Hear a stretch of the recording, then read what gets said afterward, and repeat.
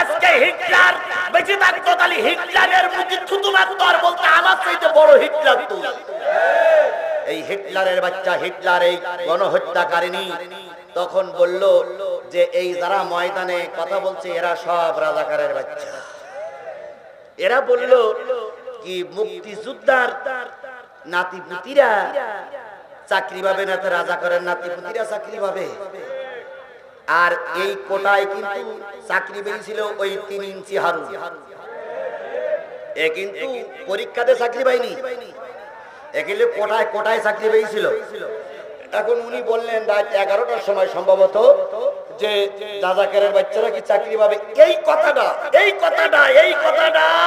বিশ্ববিদ্যালয়, college, school, primary school, মাদ্রাসা ছাত্ররা মেনে নিতে পারেনি। তাই তারা বিশ্ববিদ্যালয়ের